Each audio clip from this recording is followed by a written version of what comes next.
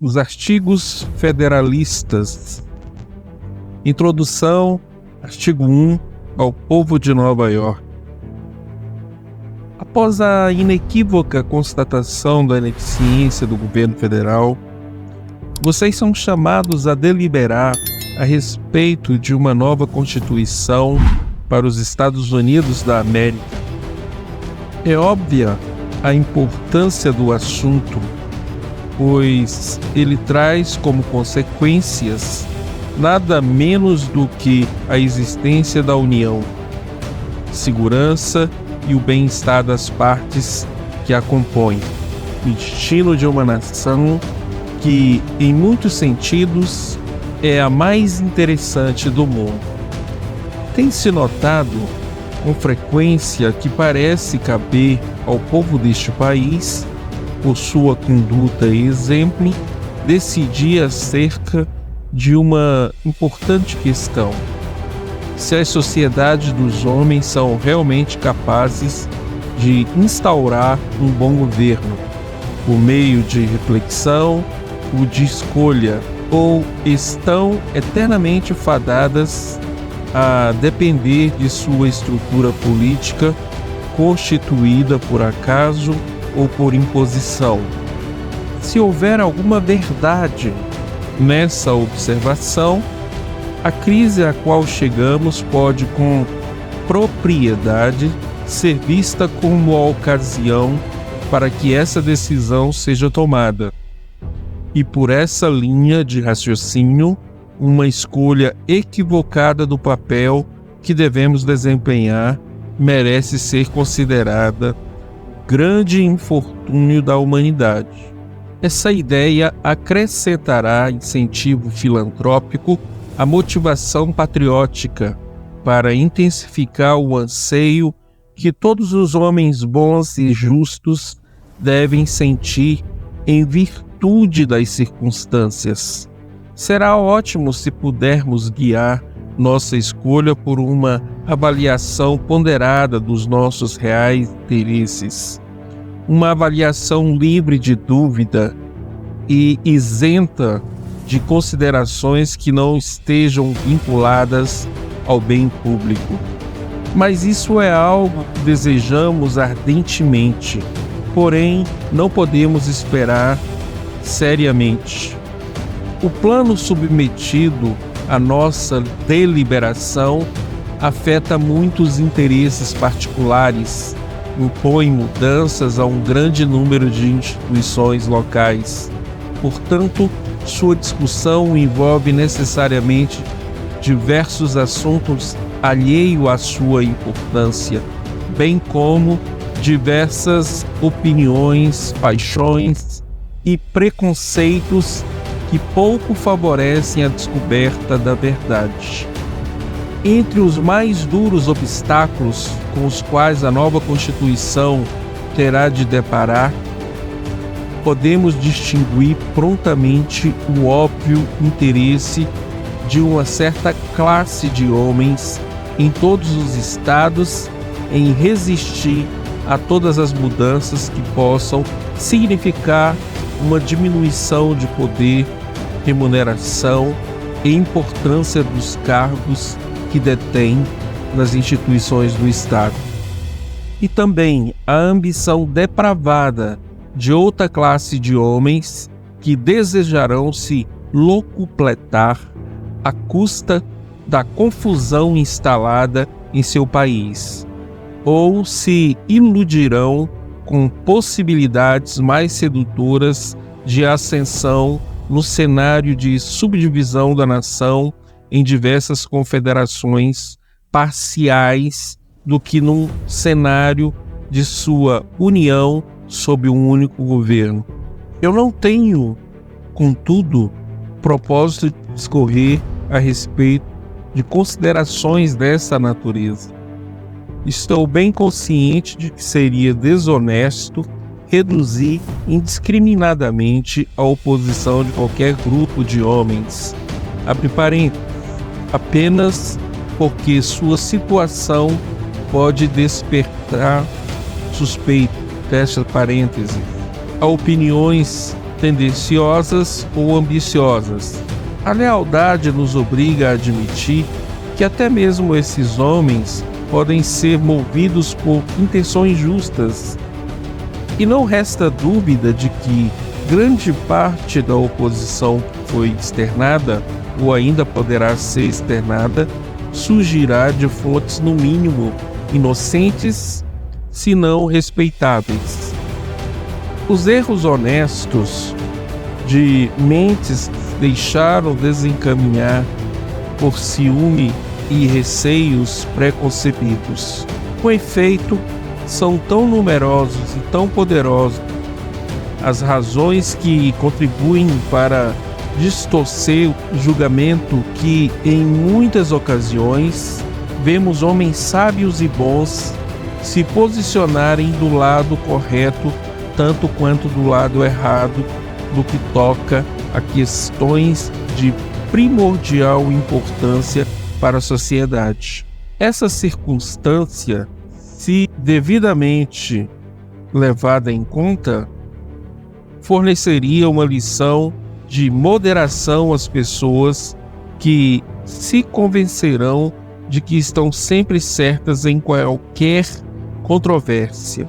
E um motivo adicional de cautela a respeito disso pode advir da reflexão de que nós nem sempre sabemos com certeza se aqueles que falam em nome da verdade são influenciados por princípios mais puros que os de seus antagonistas. Ambição, avareza, animosidade pessoal, oposição partidária e vários outros motivos não mais louváveis que os primeiros podem influenciar tanto aqueles que apoiam quanto aqueles que se opõem ao lado certo de uma questão. Mesmo que tais incentivos para a moderação não existissem, nada poderia ser mais inconsequente do que o espírito intolerante que sempre caracterizou os partidos políticos. Porque no campo da política, bem como no da religião, é igualmente absurdo querer conquistar adeptos a qualquer custo. Em ambos os casos, raramente a perseguição é a melhor maneira para se lidar com heresias. Contudo, por mais que sejam justos esses sentimentos, já existem indicações suficientes de que as coisas ocorrerão desta vez do mesmo modo que ocorreram em todos os casos anteriores de grande repercussão nacional. Uma torrente de paixões raivosas e malignas será desencadeada. A julgar pela conduta dos partidos adversários, somos levados a concluir que eles buscarão de um só golpe expor a precisão de suas opiniões e aumentar o número dos seus adeptos por meio da intensidade dos seus discursos e pela ferocidade de suas acusações. O empenho consciente por um governo dotado de autoridade e eficiência será estigmatizado como produto de uma mente simpática ao poder despótico e hostil aos princípios de liberdade. Um temor excessivo de que os direitos das pessoas estejam em risco, que costuma ser uma falha mais ligada à mente do que ao coração, terá lugar como mero pretexto e artifício, um conhecido engodo para se obter popularidade à custa do bem público. Por outro lado, não se levará em conta que o ciúmes está associado ao amor e que o nobre entusiasmo por liberdade está sujeito a ser infectado por um espírito de desconfiança tacanho e intolerante. Por outro lado, também não se levará em conta que a autoridade do governo é essencial para a segurança da liberdade, que numa avaliação judiciosa e bem fundamentada, os interesses de ambos jamais devem ser separados e que uma ambição perigosa se esconde por trás da máscara enganosa do zelo pelos direitos do povo, mais frequentemente do que sob a forma estigmatizada de firmeza e eficiência do governo.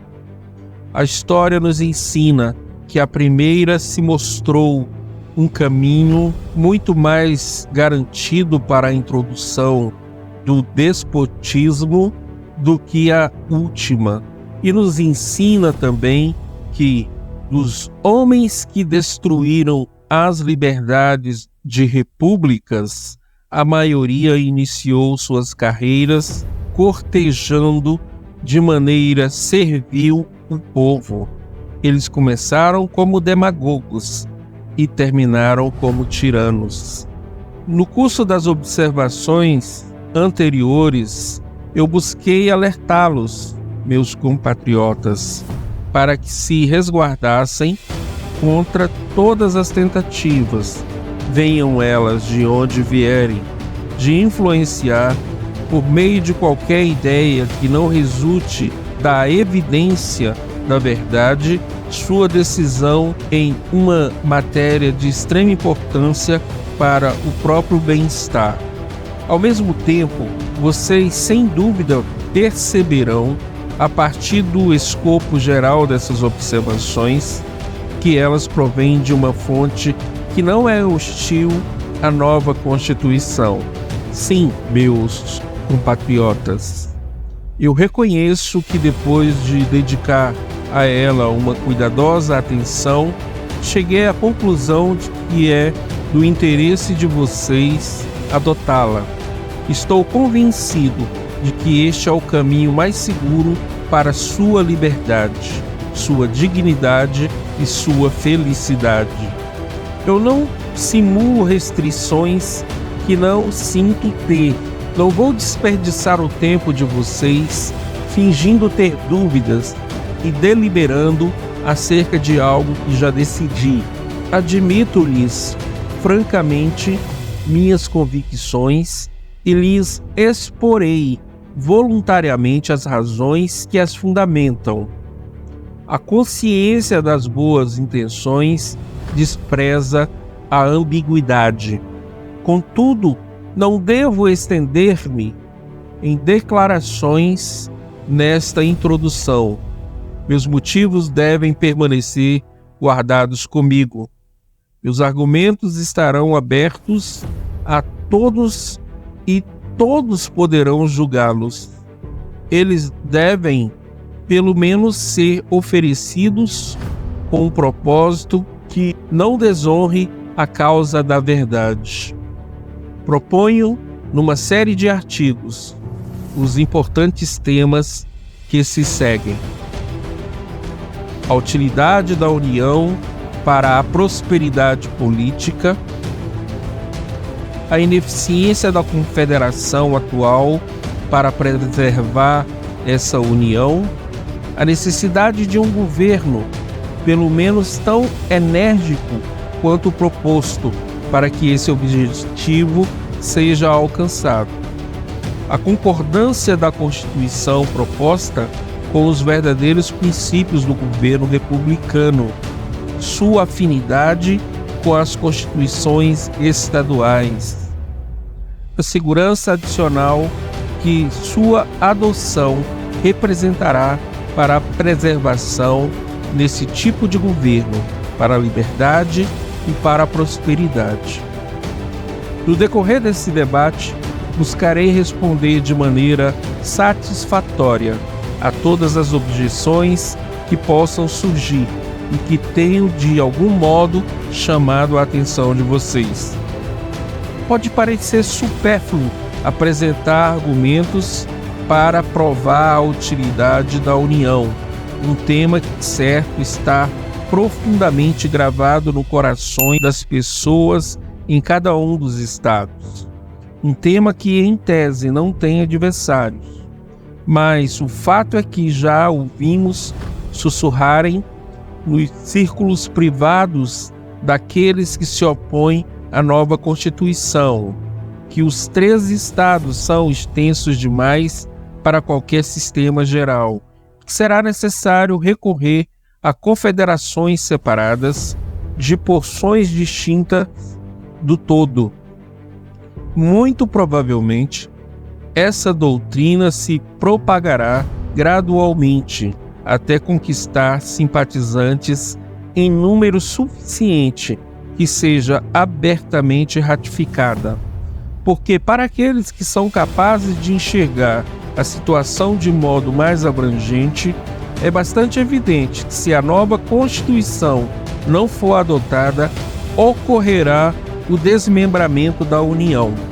Portanto, será útil começar examinando as vantagens dessa união, os males inegáveis e os prováveis perigos aos quais cada Estado será exposto caso ocorra sua dissolução. Dessa maneira, esse será o assunto que abordarei em meu próximo artigo. Assinado Publius Hamilton.